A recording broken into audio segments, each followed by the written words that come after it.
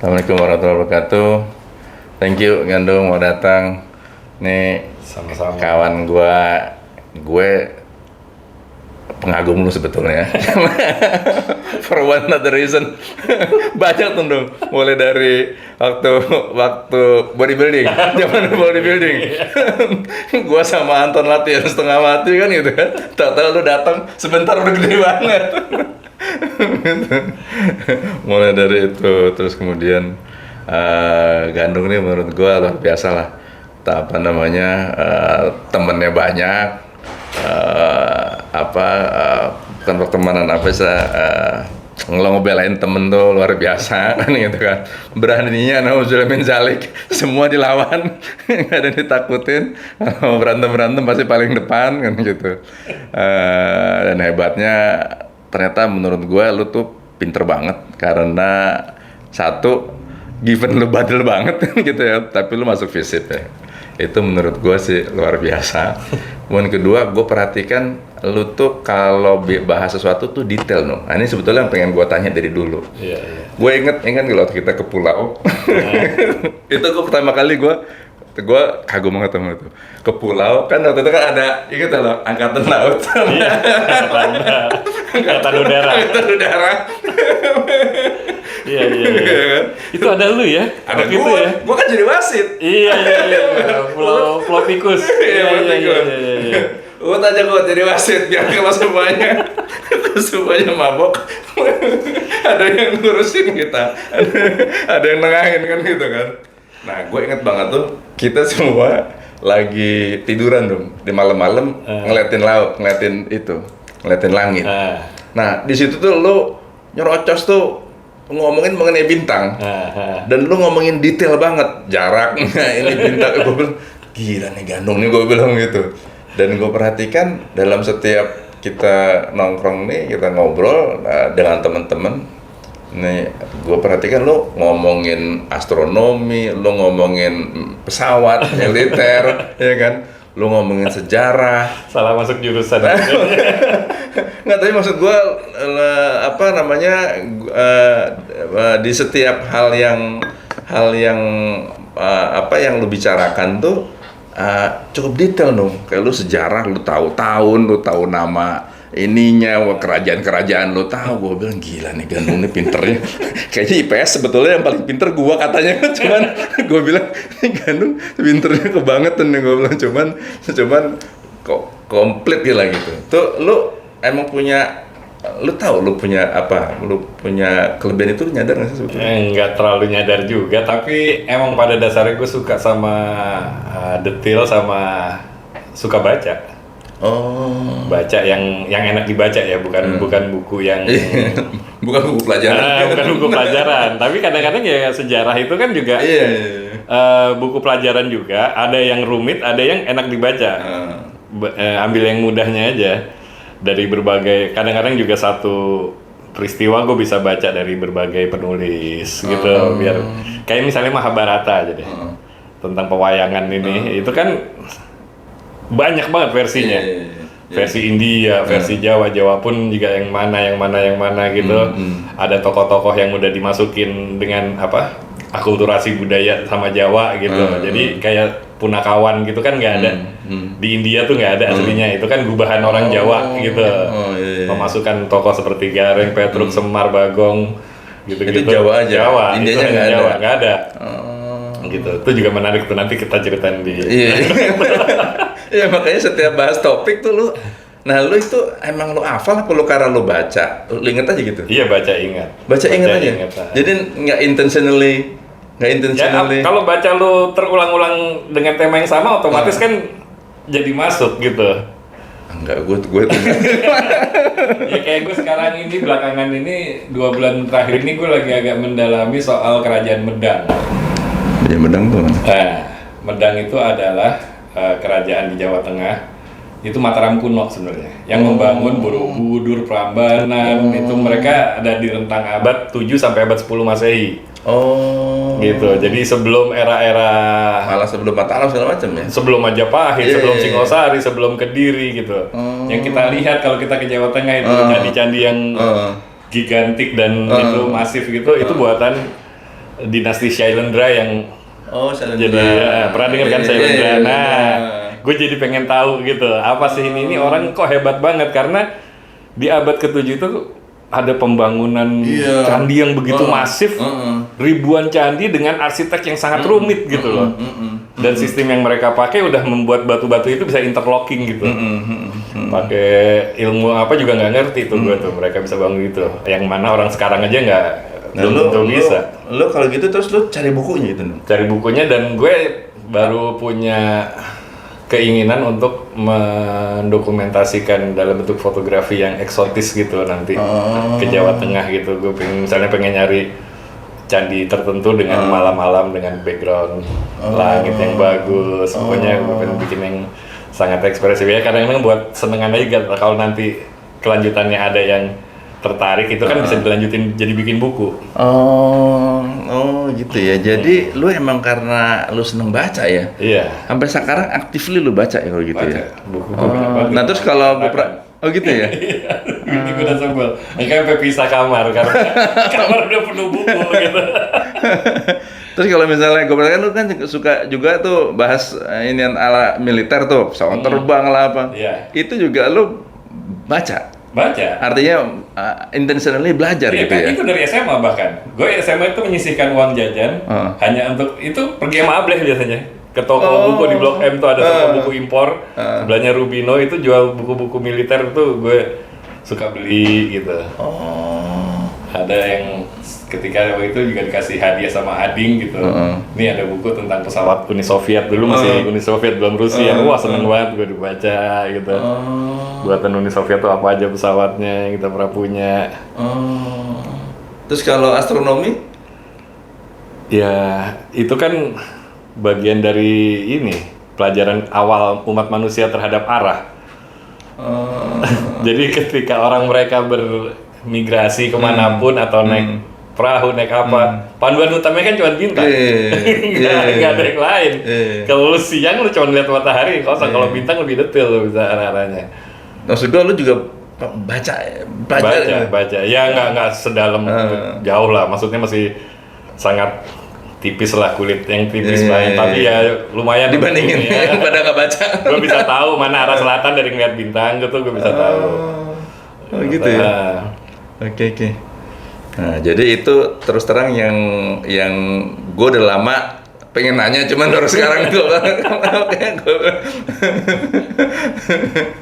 Nah sampai kemudian kan gue bikin podcast ini kan dong, intinya kan usaha-usaha yang dilakukan oleh perorangan, UKM kita lah begitu ya.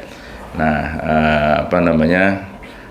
dan gue lihat lu kan memang gue ini di fotografi ya, gitu. Nah tuh gimana ceritanya tuh saya sampai jadi awalnya gini. Artinya gini, given lu dengan kepandaian lu, dengan temen lu banyak, terus artinya lu kan kalau misalnya sama seperti orang bicara bisa berkarir di sini, bisa ini kan gitu-gitu. Nah, kenapa lu memilih sampai akhirnya ke fotografi ini? Awalnya tuh adalah yang pertama menyukai fotografi di rumah gue sebenarnya kakak gue Ganang. Dia pertama kali dibeliin kamera sama orang tua gue gitu. Tapi udah masuk ke masa SMA, mulai lulus tuh dia udah nggak pernah menyentuh lagi tuh kamera. Akhirnya waktu pergilah kita ke Bali, gue, Gupla, Trias, Becak, sama siapa lagi, satu lagi almarhum Dedi. Pergi ke SMA Bali tuh? SMA. Bawa kamera nih, Canon AE1 program zaman itu, beli film udah. Kamera Ganang tuh? Iya. Kita mau jalan-jalan, pas sampai di Tanah Lot itu udah lagi sunset. Tanah Lot belum seramai sekarang dulu. Indah banget. Gue jepret. Udah, pas pulang ke Jakarta kan nggak bisa dilihat hasilnya saat itu kan. Nyebelin. Tunggu gitu. Kalau zaman dulu nyebelin banget. Udah sampai Jakarta, proses filmnya, ternyata foto Tanah Lot gue itu dramatis banget. Gue tuh suka gambar sebenarnya. Gue suka kalau itu gambar, tapi gue nggak bisa bermain warna di gambar gitu. Nyampur. Jadi hitam putih. Dengan fotografi gue ngeliat, nah ini nih maksud gue warnanya kayak gini ya. Ternyata bisa dapat warna tuh dari foto, bisa dapat warna yang kita kehendaki, warna alamnya gitu. Udah, terus akhirnya masuk UI lah. Gue masuk jurusan HI. Temen sekelas gue, maksudnya seangkatan dan sejurusan itu nerd semua bos HI, lo tau sendiri kan, anak yang sangat formil gitu-gitu. Semuanya bayangannya udah besar lah, inilah. Bayangannya lo kan harusnya manner, segala macam gitu.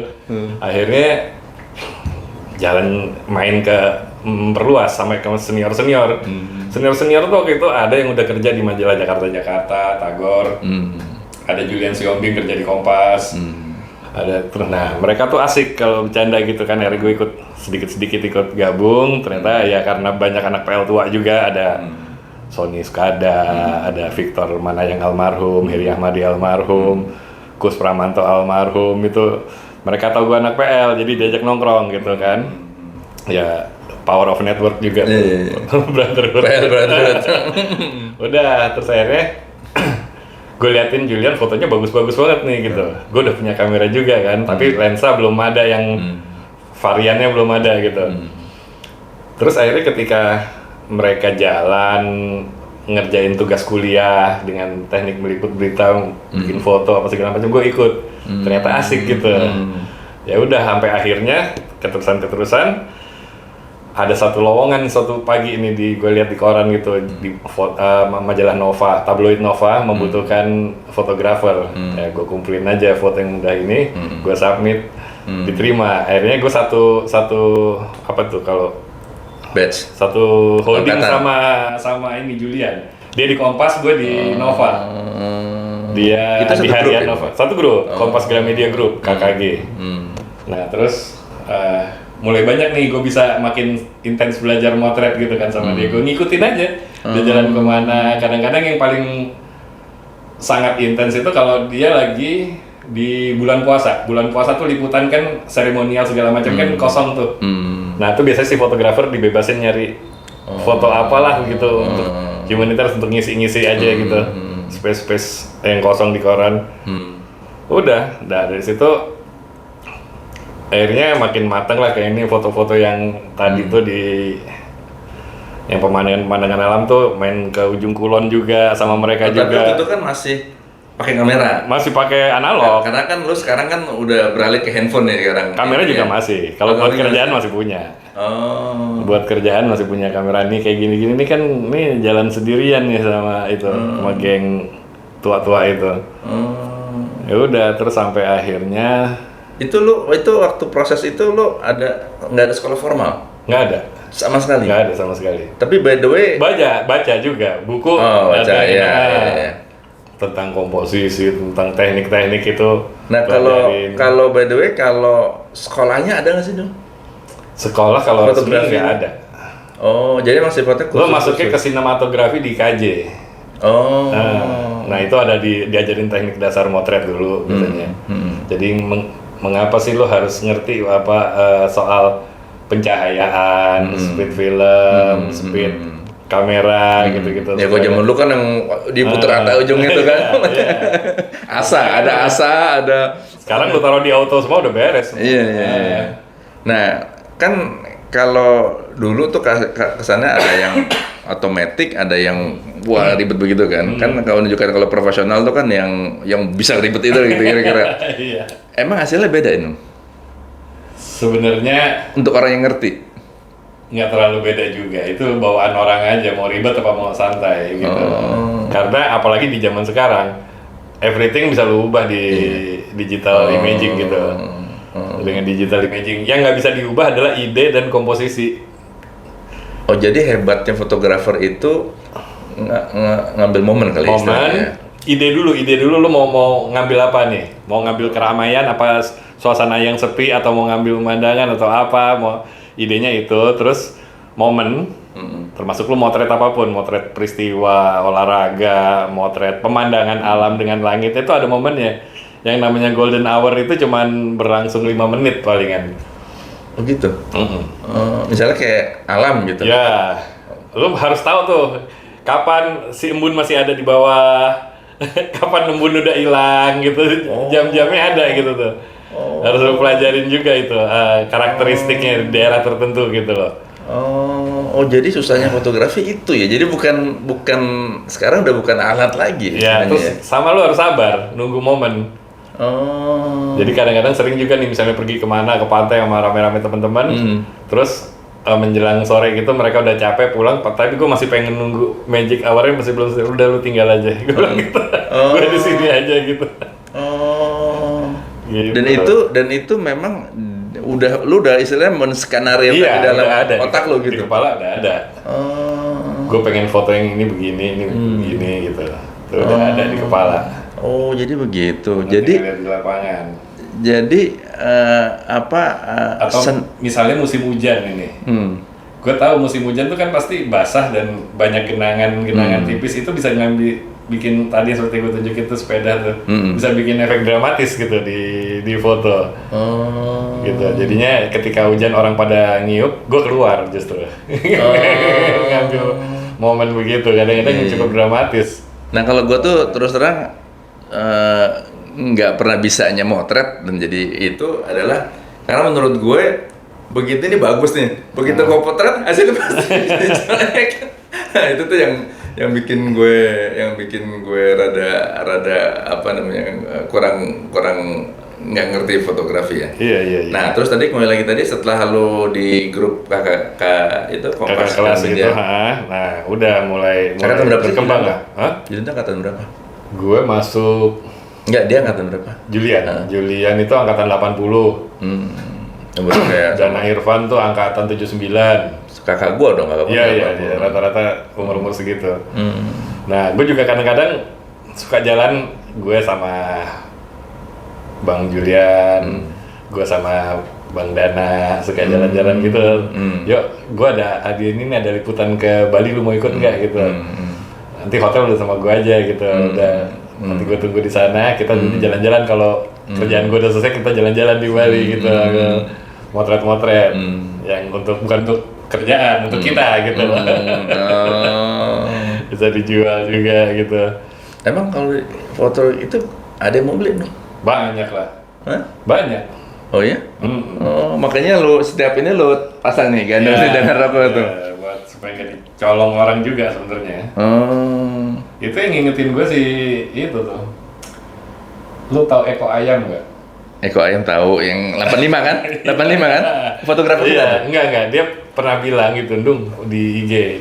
Dia DM gue. Tuh foto lu kasih watermark aja, gila dicomotin orang tuh foto-foto kayak gitu. Gitu. Oh iya, bener juga lah. Ya, mulai gue kasih gitu. Tadinya gue juga los-los aja, tapi lagi sekarang itu kan gue bilang itu resolusi kecil kok. Jadi kalau mau dipergunakan untuk komersial mereka, jangan salah lu, sekarang AI udah gawat memperbesar resolusi. Oh ya? Jadi bisa jadi tajam gitu ya. Jadi ada cerita seru nih foto-foto ini nih.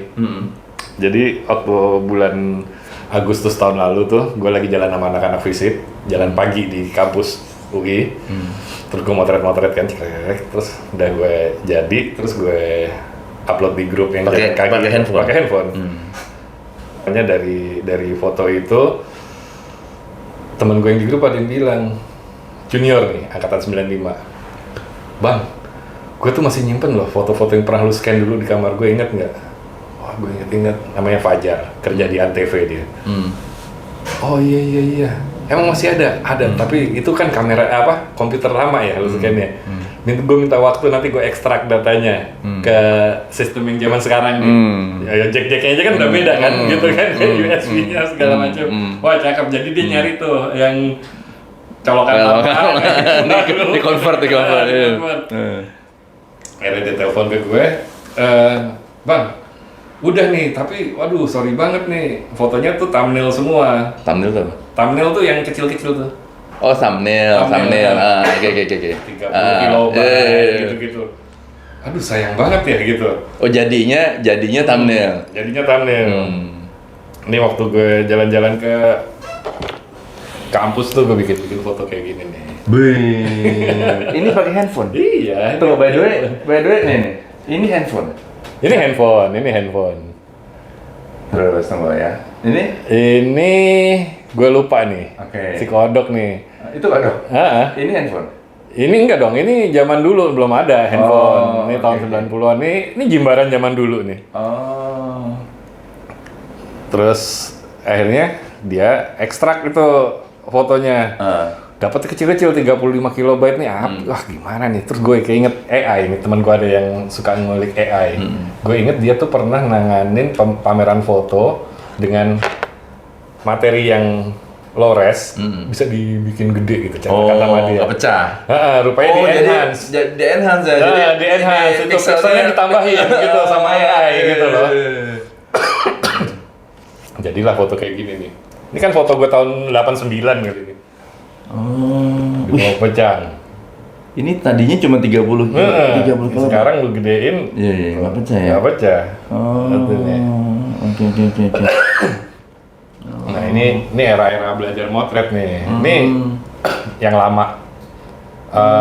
Mercusuar Anyer yang lama.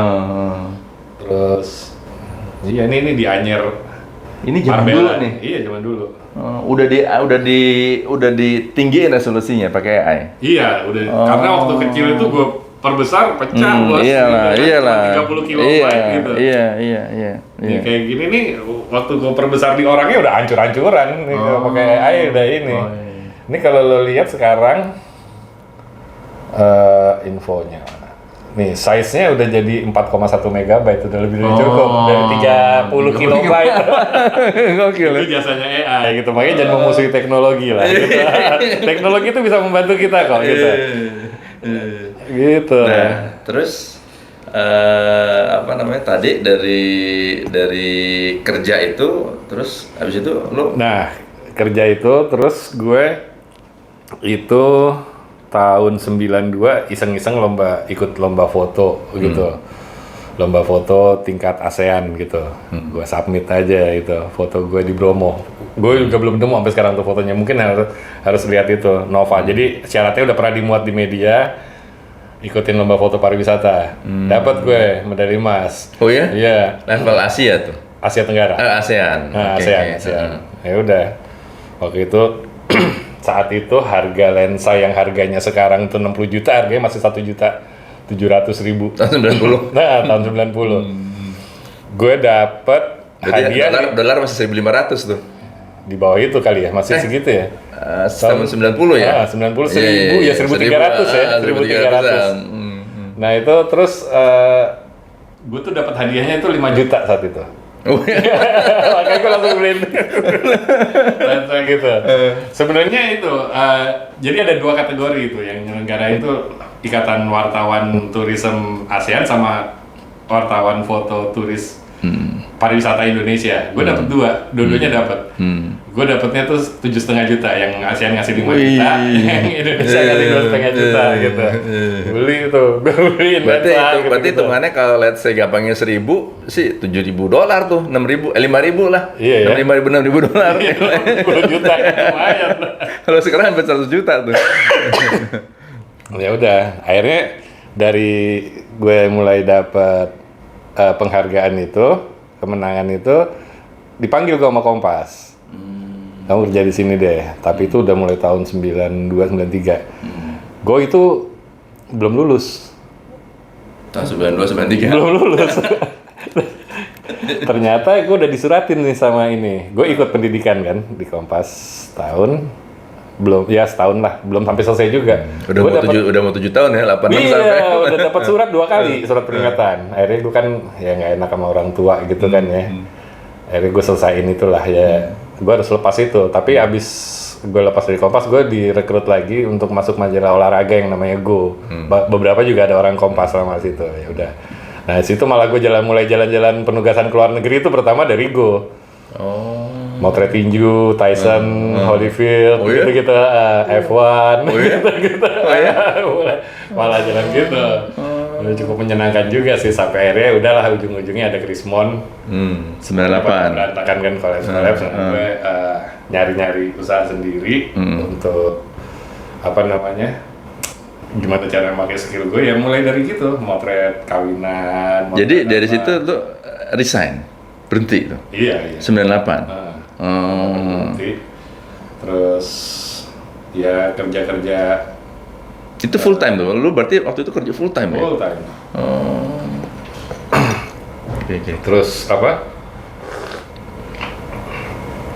motret gitu sampai tahun 2003 tuh ketemu waktu kita lagi reuni, inget nggak lo reuni di 2003. Istora 2003, gue kan balik sekolah 2001. Oh, Istora. Agung ininya. Agung sama Perek. Ya, ingat kan? Gue ketemu Robi di situ. Oh, Robi dari Amerika ya? Enggak, Robi tuh baru selesai, dia juga resign dari grup Baygon. Bayer tuh Baygon, dia kan kerja di apa autan gitu-gitu. Kerja serius gitu, akhirnya dia mundur, terus dia bikin studio kecil gitu.